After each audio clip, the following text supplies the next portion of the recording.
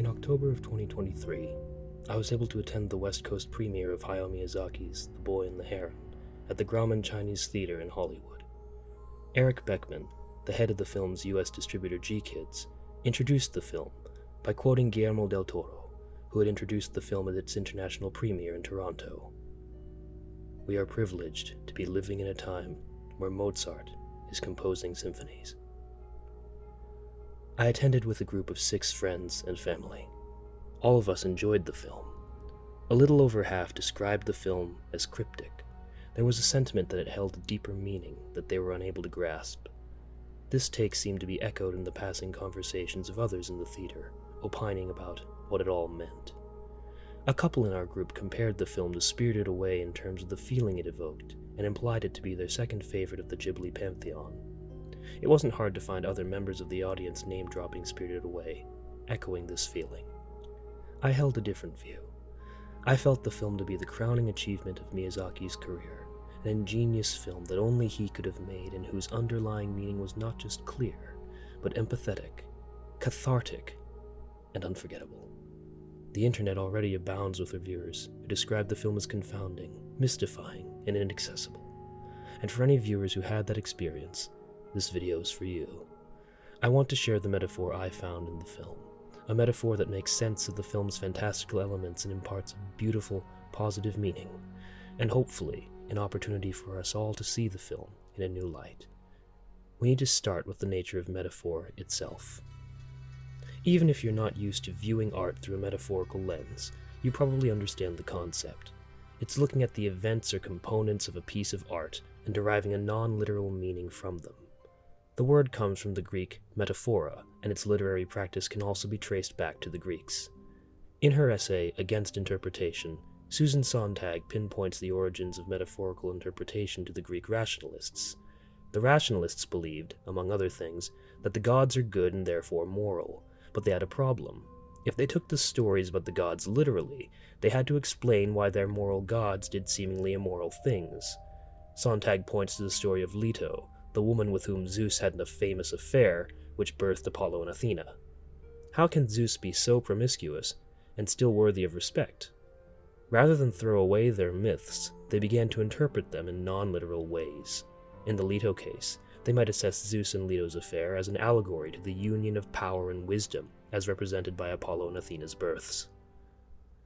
So when Sontag views metaphor, she sees it as a way to find new meaning in an old text, especially if the original was problematic in some way.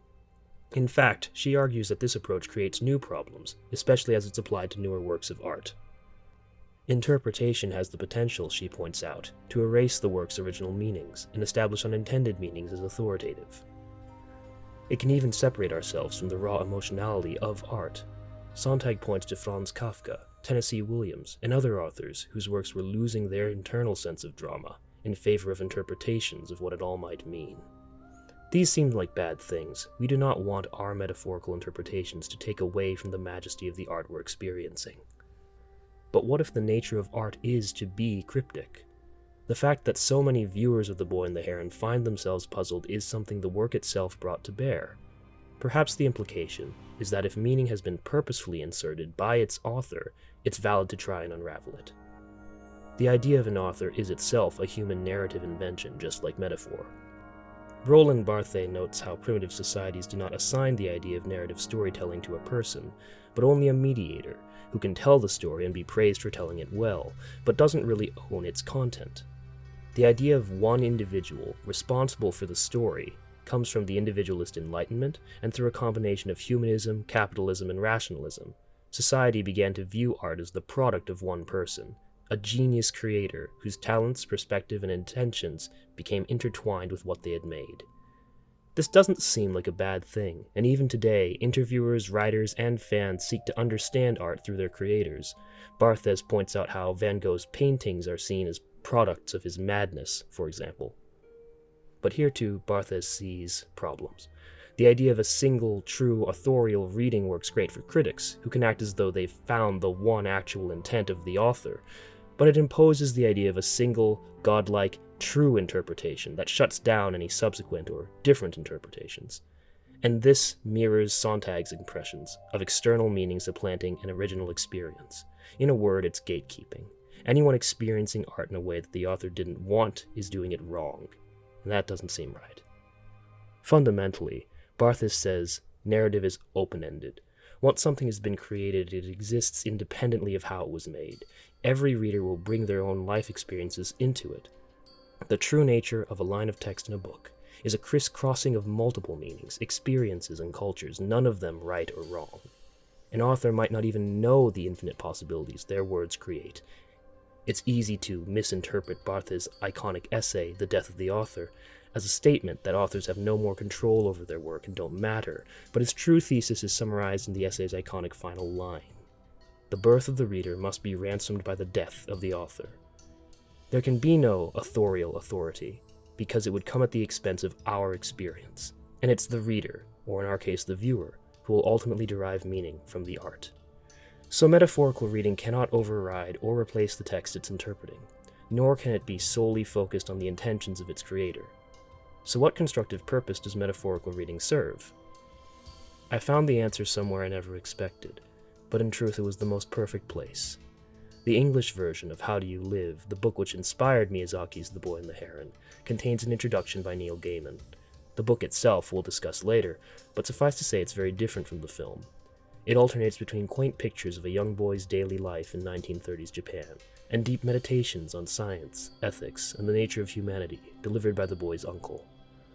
Gaiman notes that this dualistic structure may seem strange to some readers, but much like the uncle in the book, Gaiman takes this opportunity to explain a fundamental truth. Sometimes the joy of books that seem to contain opposing elements is in realizing that without both things, you would have a lesser book. This is the truth of metaphor. Both the raw and natural experience of the text and the interpretation of it can create something more through their harmony. Gaiman, for his part, takes the example of Moby Dick and its own split focus between the doomed hunt for a white whale and essays on the topic of whaling and whales generally. Some people like one part of the story and some the other. For me, the joy is that the book contains both parts pulling at each other, and that if you removed either part, you'd have a less interesting book. This gives us a workable, constructive definition of a metaphorical reading. The metaphor cannot override or ignore the original text. It shouldn't rely or defer to the author's intentions, and view the author's statements on their work as more inspiration than rules. It should exist in harmony with the original work and make the experience of it better than it would be on its own. But to reiterate, no interpretation, even this one, is the final right way to see the film. It's the second half, which together with the original text, creates a richer experience. Let's see if we can find this experience in The Boy and the Heron. The most obvious line of inquiry to Hayao Miyazaki's The Boy and the Heron is its inspiration, Genzaburo Yoshino's 1937 book, How Do You Live? In Japanese, the film is actually titled How Do You Live? Kimi wa dou ikiru, same as the book. But most sources now list the book as an inspiration for the film, and it's easy to see why. The book shares almost nothing in common with the movie. Its protagonist goes by the nickname Copper and takes place in 1938 instead of 1943, and the protagonist's circumstances are so different it's almost comical. A couple lines of the book really emphasize this. Copper's father passed away about 2 years ago. After he died, Copper's family moved from their mansion to the old city in a modest house in the suburbs. The film's character Mahito has the opposite experience. His mother passes away at the start of the film, in dramatic fashion, and their family moves from the suburbs to a mansion. Copper's friendship with his classmates is at the core of the book and its message. Mahito's classmates reject him, and we don't even hear them speak throughout the film. And just to emphasize, the book contains no supernatural elements of any kind, no towers or disappearances, and no Heron. If you find the movie confounding, the book holds no overt answers as to why. Despite Miyazaki himself calling the book a childhood favorite of his, any allusions to the book, including the most obvious one, are not the most key to the film's meaning. The movie we do see does beg to be interpreted, more so than perhaps any other Ghibli film. Many of its events are both inexplicably strange and remarkably coherent, as though they abide by a deeper meaning and set of rules, but we aren't privy to what they are. The entryway into the mystical tower, with its inscription taken from Dante's Inferno, the strange ecosystems of the other world and their oddly detailed interactions, the fact that every bird in the movie except the heron is ravenously hungry, and most confounding of all, the 13 blocks, Why are they so important? What do they mean? And why 13 of them? While I was watching the film for the first time, I wasn't consciously thinking about these questions. Like most, I imagine, I was drawn in by the technical achievements of the film, its sense of wonder, and the flow of its real-world plot. But one moment got me to sit up and pay attention. One shot seemed to tap me on the shoulder and say, something is off. In this part of the movie, recreated, Mahito and the older maid Kiriko are about to advance towards the tower, following Natsuko. It's very graphic, framing the characters with the round contour of the bushes in the foreground and leaving just a hint of the house behind. It's really deliberate, unmistakable, especially when the following shots move through the round bushes and emerge at the other side. We've seen all this before. In My Neighbor Totoro, Mei is framed identically as she follows the supernatural Totoros into their lair. The following shots, too, are similar down to the side shot after leaving the brush. It's not news that Miyazaki reuses some vague elements and character designs across his films, but to my knowledge, he's never reused an exact composition in a different film. After all, it's not like he's saving time or money. This is the most expensive Japanese film ever made, and it took 6 years. This shot is purposeful. It's screaming Totoro at us out of nowhere. Why is it there? Something else began to creep on me. Many of the characters in this film bear remarkable resemblances to other Ghibli characters. Himi's resemblance to Nahoko from The Wind Rises is truly uncanny. Several of the maids resemble other Ghibli characters like Old Sophie, and even the boss from Porco Rosso's Mama Ayudo gang. Some compare this maid to Yubaba because of her pinned bun and wart, but she's also wearing the exact same colors as Totoro's granny character. And there's another detail involving that particular character that many have missed. In the scene where the maids tell Mahito's father that not only has his wife and son gone missing, but that there's a history of such things, there's a particularly interesting line. The subtitles translate it as, "Strange disappearances are not uncommon here." This is an understandable translation of the Japanese, but it loses an important nuance. The word that's being translated as strange disappearances is the word kamikakushi. If that word sounds familiar as a Ghibli fan, it's probably because you may have heard it before. To be spirited away is not uncommon here. Now, Ghibli films have referenced themselves before. Castle in the Sky literally shows the fox squirrels from Nausicaa in a cameo role, and the engine in Porco Rosso famously says Ghibli on it. Many commentaries and reviews on the film are opining about Miyazaki retreading old ground and debating about whether this is lazy on his part or whether it makes the film a boring watch, but I'm not sure these viewers have grasped the totality of the situation. This isn't just one reference, or two, or three. They aren't Easter eggs, they're unavoidable, they're everywhere. And they reference everything. Every Miyazaki film is given several allusions, subtle and overt. Some feel like jokes, others are huge parts of the plot. These are just the ones I can remember more than a month after seeing the film. Some are one-off moments that come and go quickly. The Totoro sequence, though, has 3 backgrounds in a row which almost directly copy their original. You don't reference everything you've ever made by accident, and it's not just the Ghibli films. The Castle of Cagliostro, the first film Miyazaki directed, is well represented here, with allusions to its iconic car chase, the design of the Parakeet King, and other clear visual references to its iconic ruins. And unlike any film in Miyazaki's history, I believe this film finds a way to reference itself. We see it in the scene where the distraught, injured Mahito discovers the book his mother left for him, How Do You Live? As previously discussed, not only is the Japanese title of the film, How Do You Live?, but the book has nothing to do with the film in terms of its events and characters. As Mahito begins to cry, we see an illustration in the book, something you won't find in it today. Moreover, it's an image of a car going to the countryside. This event is not present in the book. The book depicts the opposite event, and it takes all of a single sentence. It's not important. Whereas, in the movie, Mahito's move to the country is the inciting incident of his life, the thing he's so frustrated with as he languishes in bed. He's seeing his own life in art. The book as depicted in the movie is not the book of our world. It is the movie, referencing itself. This means that the film references each of the movies Hayao Miyazaki has directed. But there's one more piece, one experience Miyazaki deemed too important not to allude to. It's the most evident in the form of Mahito. A variety of sources have pointed out how unusual a male protagonist is for a Ghibli film, and while The Wind Rises took a historical figure as the basis for its protagonist, there's no such impetus for Mahito, particularly given the other ways the movie departs from the book. Even Mahito's design, his spiky hair and asymmetric cut brought by his injury, are unusual for a Ghibli work whose characters so often appropriate a more rounded visual style. Mahito isn't from here. He's from another place, from another time, long ago, and somehow still in the future. Most Western audiences are only familiar with Future Boy Conan by name, despite the fact that it was Miyazaki's true directorial debut. As a TV series from 1978, it was never aired in the States and only recently dubbed, but once you see it, you won't be able to unsee its references, again and again through The Boy and the Heron. Watch the intro to Conan and note the ship they ride on, a two-person sailboat uncannily similar to the ship Mahito and Kiriko ride. The design of the crashed spaceship, a tower from another world, eerily similar to the tower in Heron, both in composition and even color. In the first episode, Conan fights a rampaging shark with his wooden harpoon, which the shark bites into and splits in two. In the second episode, racked with grief, Conan repeatedly lifts up large stones from the roadside. There's even a character who carries a bow with a single arrow and no quiver and never seems to miss with it. It seems evident that for the purposes of The Boy and the Heron, Future Boy Conan is treated as one of the Miyazaki canon.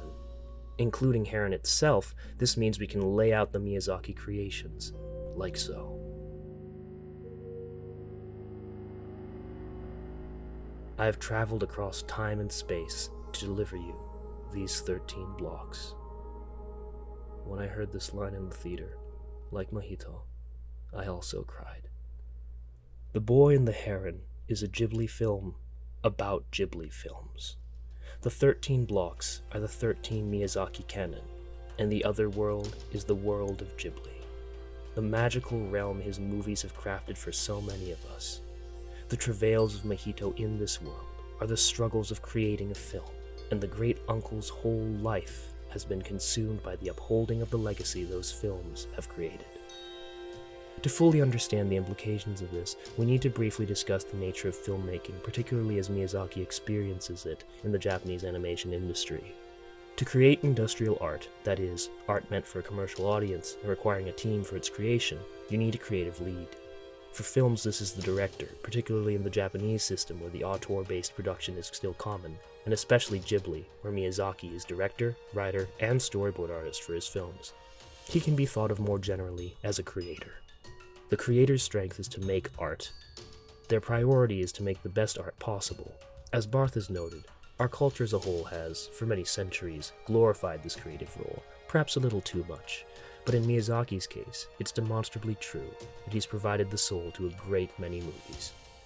But art of a certain scale requires resources for its creation, and this is where a producer becomes necessary. The producer's strength is to facilitate art, and their priority is to make art as smoothly as possible. They amass funding, coordinate schedules, and negotiations. In the Kingdom of Dreams and Madness, we see that Suzuki, not Miyazaki, calls Hideaki Anno to convince him to take on the role of Jiro. And in Sharing a House with the Never-Ending Man, we see that Suzuki takes the primary role in negotiating with Harvey Weinstein during the dubbing of Princess Mononoke, famously mailing a decorative sword labeled "No Cuts." This brings us to the last piece of the industrial art puzzle, the distributor. The distributor's job is to sell the art to an audience, and their goal is to make the art that is the most profitable. They are the businessmen and the marketers, the farthest removed from the process of making the art itself. But it goes without saying that without distribution, industrial art cannot make money, and therefore the system cannot sustain itself. The distributor cannot be discounted just because they are the farthest removed from the creative process. Indeed, they are the closest to what makes it possible. Each group's goals are subtly opposed. The famous story of Harvey Weinstein attempting to edit Princess Mononoke to obtain a more palatable PG rating is an extreme example of a distributor attempting to maximize profit at the expense of quality. But creators are also guilty of their own shenanigans, and Miyazaki's no different. The stories of crunch at Ghibli are legendary and at times heartbreaking. They are effectively instances of Miyazaki sacrificing a smooth production for a quality one. Producers, too, are not without their stake in this ecosystem, as Goro Miyazaki was supposedly on time and under budget with his Tales of Earthsea, but the finished product languishes as a low point in the Ghibli pantheon. And let it be said that this balance is sometimes necessary.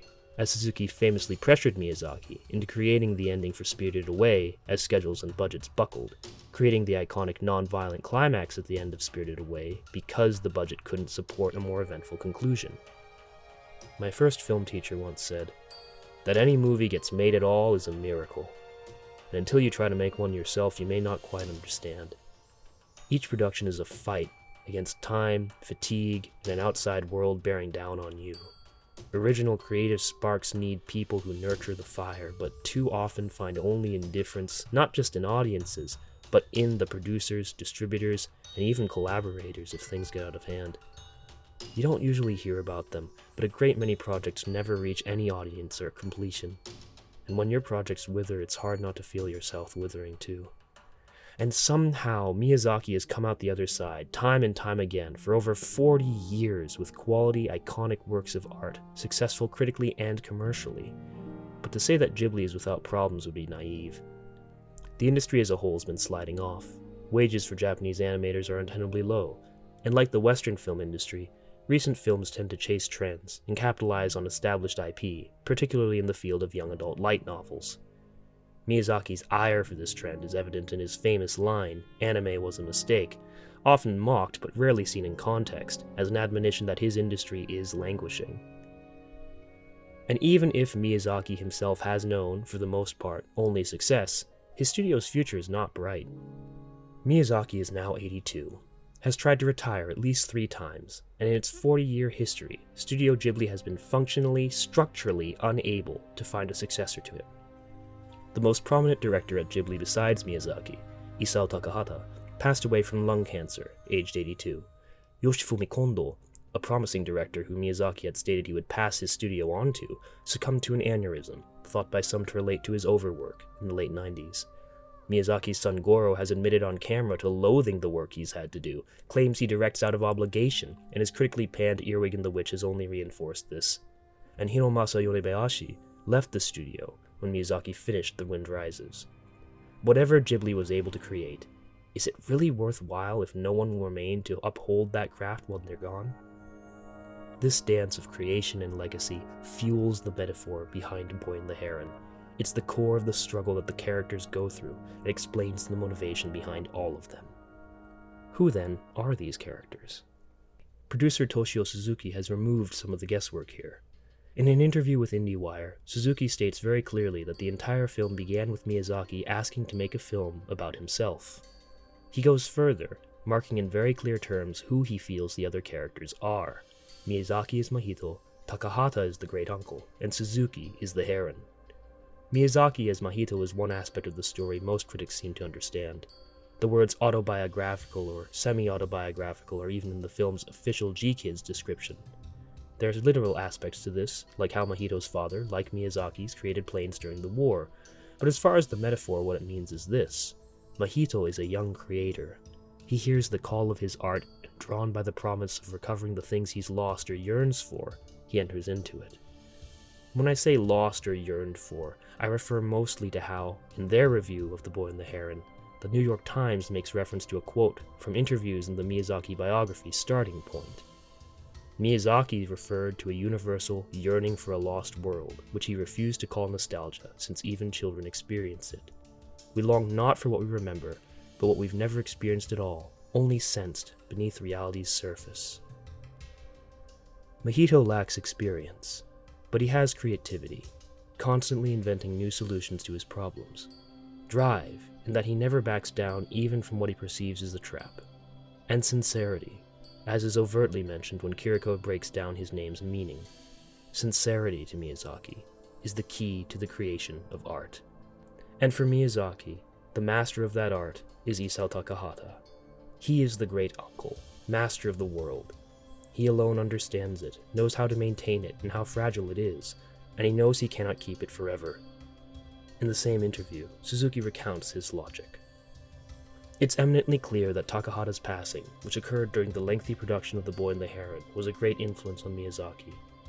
Earlier drafts of the film seem to have focused primarily on the relation between Mahito and the great uncle, and only in later drafts does that focus revert to that of the Heron. Suzuki as the Heron is a complicated role. He appears as an antagonist at first, drawing Mahito into the tower, but he's not what he seems, his bird body just a cover for his human form. He can create illusions, but they don't last. He is the elements of a creator, but what he really does is motivate creators. While his relationship with Mahito is strained from time to time, and he's crafty with his words, by the end, they're on the same side, and Mahito's journey would not be possible without him. With this interpretation as a guide, we can unravel the world of Boy and the Heron through a filmic lens. When Mahito arrives in the other world, he's almost immediately attacked by the pelicans, and after being saved by Kiriko, he's immediately taught to dredge the depths of this world's sea for fish, and tossed into the grimy experience of gutting it. The fish, once gutted, gives rise to the Wara Wara, pure and innocent souls floating to the heavens to be reborn. These too are attacked by the pelicans, and we soon learn that the pelicans are starving, unable to eat the fish in this sea the Grand Uncle brought them to. It seems that the fish itself represents raw creative potential. To an artist, this is our bread and butter, or rather, the meat and bones of any project. But from the outside it may appear rough, even ugly, certainly not ready for consumption. An artist's task is to prepare the raw idea, to make it appealing and delicious. The Wara Wara that arise from this, pure and good in nature, seem to embody the good of creation. Note how airy and emotional they are, how free in comparison to the 13 blocks. They appear to represent the first steps of a new idea, rising up towards birth, and indeed towards the 13 blocks themselves, represented as being at the top of the tower. Why do the pelicans consume them? We should take a moment to discuss consumption in the film generally. When the pelicans consume the Wara Wara, it's framed as a sad and violent occurrence done out of desperation. They're predators, but not without a sense of grandeur. When the parakeets consume, it's framed relatively comically. They hatch schemes to do it, it's all they think about, and they aren't the most competent at it. And of course, when Mahito himself eats with Hime and Kiriko, it has a warmth and sustenance. Consumption is of course intertwined with modern society, and it's not just about eating, but the obtaining of sustenance. We get something out of the things we consume. Consumption isn't inherently malicious, but it can be unsustainable. Gluttony describes consuming beyond your needs, beyond your healthy balance, and incumbent in the term balance is the idea of giving as well as receiving sustenance. The use of animals in the metaphor helps us connect the state of this world to an ecosystem. Everything must consume to survive, but if the top of the food chain eats until it's all that's left, soon they too will starve. Life and death must be balanced for this world to survive. In the world of the Boy and the Heron, and the world of creation, we can understand sustenance as creativity. Artists are the source of it, and others consume and facilitate it. Some consumption is necessary, and the most positive consumption is that of artists, who are certain to give it back to the world. The most negatively depicted is that of the parakeets, who think only of taking sustenance and stop at nothing to achieve it. The pelicans consume, but they know they can't consume forever. They are trapped by their fate. This is the ecological disaster that's made the other world what it is. The character who's the most proactive in solving this issue, surprisingly, is the Parakeet King. The Parakeet King is trying to save the world. He knows the Great Uncle at the crux of the world, and it's crumbling around him. He's implied to have spared Natsuko directly, and takes Hime to the Great Uncle in pursuit of this goal. Why Hime? Hime uses fire to protect the Wara Wara. Kiriko uses fire to fend off the pelicans. Fire is what creates food from the raw ingredients of the fish. It's not hard to see fire as connected to passion and creativity.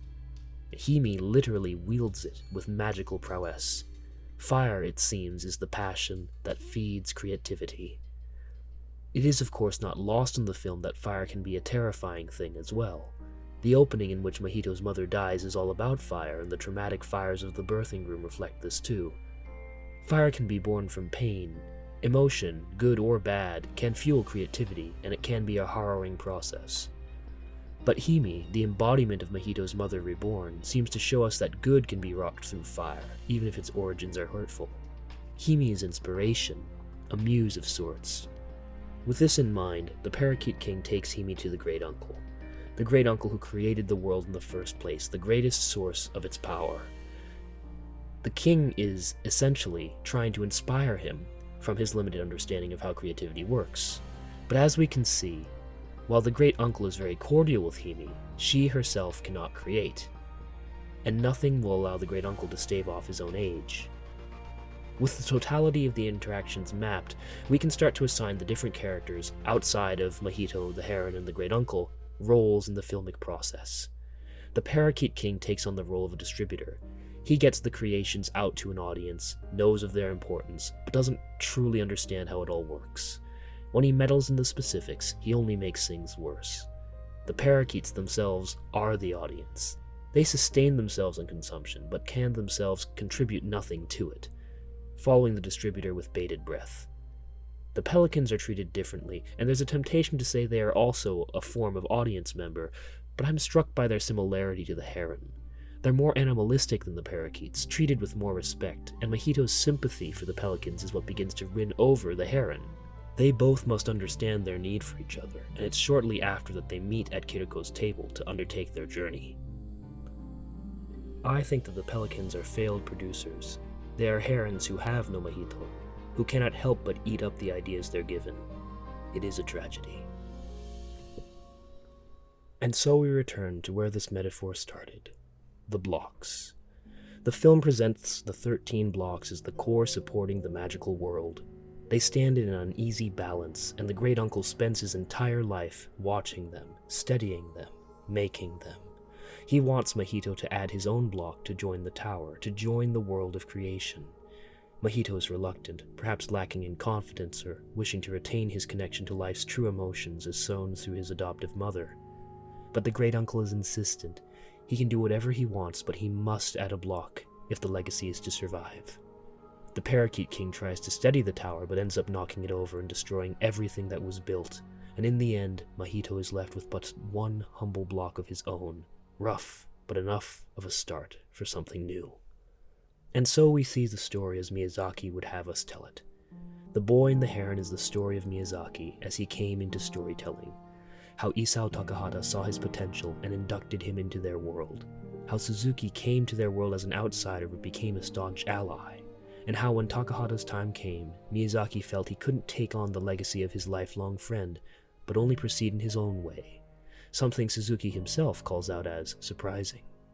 In Miyazaki's own words, it's a story for his grandchild, a testament to his life, for when he's gone. If you're here to find the meaning which is most emphatically advocated by its creators, this is probably it.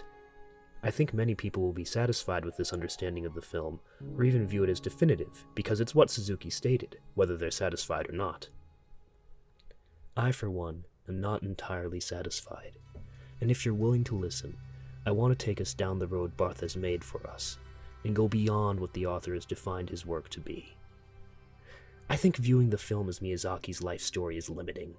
It gives the film a kind of egotistical bent I don't think it deserves. And moreover, it seems to say, these are someone else's experiences, in the way a film like Spielberg's Fabelmans does. What if we aren't Miyazaki's grandson? What if we aren't practiced professional animators? There's a certain distance that this interpretation imposes on us. The less interested you are in Miyazaki, or Japanese anime, or even film in general, the less impact the film will have on you if this is its message. And Sontag warned us against metaphors that reduce the emotionality of a work. But the biggest sticking point for me is Takahata's role as the Grand Uncle. Takahata didn't make 13 films. None of his films are referenced in The Boy and the Heron the way Miyazaki's are.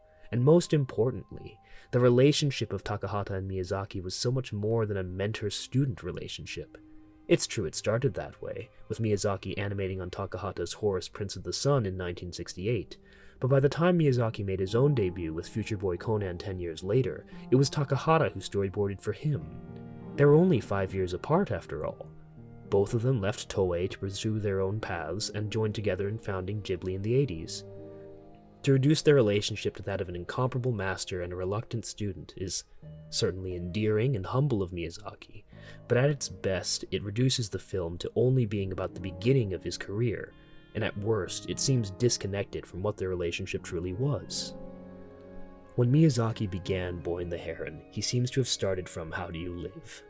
Understanding the relationship between him and Takahata the way that Copper and his uncle relate in the book. Many critics have opined about Miyazaki's film fundamentally answering this question, but I think that view is reductive. I do recommend the book highly, even though it contains nothing of the fantasy that characterizes the Ghibli films. What it has in spades is heart, empathy, sincerity. Everything that happens to Copper, his uncle ties into the wider world.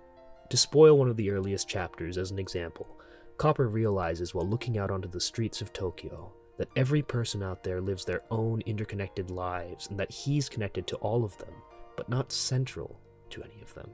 On hearing this, his uncle reflects on the story of Copernicus, who realized that Earth was not the center of the solar system, and relates Copper's epiphany to Copernicus's in terms of magnitude. It is from this that Copper gets his nickname, translated by some as Kopa or Koparu, short for Copernicus. Through a kind of metaphor, How Do You Live wants to speak to us about our lives, and I believe this spirit resides in Boy and the Heron, maybe in a way Miyazaki didn't even realize. If you're still with me, particularly if you're also a creative soul who's grown with the Miyazaki films, then indulge me one last idea. I don't think of the Grand Uncle as Takahata. I think it's Miyazaki himself. He has crafted the worlds we were raised in, 13 of them across almost 50 years. The only thing he couldn't do was find a successor, someone else who could hear the call and add their block to the pile. But if the great uncle is Miyazaki, who is Mahito? Who is the sincere one who can take over where Miyazaki left off? Who has lived in his worlds and heard his call to create? I've journeyed across time and space to bring these 13 blocks to you. When I heard that line, I cried. It wasn't because I saw that The Boy and the Heron was a metaphor for films. It was because I heard Miyazaki speak of the endeavor he devoted his whole life to, and in that moment, he'd given it to me. Mahito is us. Miyazaki has spent decades crafting worlds of beauty and warmth that we've consumed heartily for years. We that took to the arts, whether or not you went to school, whether or not you film, draw, write, build, or just imagine, we are the children of Miyazaki's legacy, and it's time for us to give back. Most of you watching don't have a studio at your fingertips ready to make an animated film. I imagine some of you don't consider yourselves artists. Personally, I studied film and animation for years, but I never cut it in the industry, and maybe I never will. Maybe the industry is the world of death, and we are the Wada Wada being eaten. But even if I were lifted up to that tower, I wouldn't be another Miyazaki. I can't be. Not even the other Ghibli directors could. And maybe that's what Miyazaki has come to understand, that no one can be him. But that's not what he's asked of us. At the end of Mahito's journey, after almost being eaten, captured, burned, and seeing what's important to him both within and without this magical world, the great uncle gives him one request: create beautiful worlds untainted by malice. Beauty, sincerity, heart, these things are core to all the Miyazaki films. They are perhaps core to life itself. All of us can create beauty in our own ways, and when you create, you are vulnerable to malice. You're vulnerable to be eaten up by criticism, capitalism, indifference, insecurity, and above all, the temptation for insincerity. The temptation to act like you don't care, to hide your true self so at least you won't get eaten. But the sincere ones are those destined for the world of the dead, for the dying world of creation where so many pure ideas will see their end, but that can't compare to the power of our calling. Create beautiful worlds untouched by malice. If you have only passively consumed the beauty of Miyazaki's worlds, if you have drudged on letting beauty be compromised for whatever you thought was more important, if you have lost your sincerity, this is Miyazaki telling us in simple terms what to do. In How Do You Live, Copper and his uncle explore life through their back and forth. His uncle doesn't tell him what to do, but rather expands on what he's already doing, connects it to something bigger, to the best version of who Copper can be. The Boy and the Heron adapts this sentiment well. For most, the meaning of Ghibli has always been clear. It is in large part the whimsical worlds of Hayao Miyazaki. But that cannot be true forever. Nippon Television acquired Studio Ghibli this past September, and even though the 82-year-old Miyazaki stated that he's not retiring and will return for his next movie soon, the age of Miyazaki is coming to a close. But the age of his mantra doesn't have to. We can be the successors that Miyazaki never found. His film is our rallying cry. I know not everyone will resonate with the interpretation I've put forth here, but I hope you'll consider re-watching the film with this framework in mind. Spot all the allusions to the Ghibli films, assess the meanings of this world through the lens of Miyazaki's life, the life of any creative figure, and maybe even your own life. But when you're done, I hope you will join me in taking his creed to heart. Go forth and create worlds without malice and full of beauty.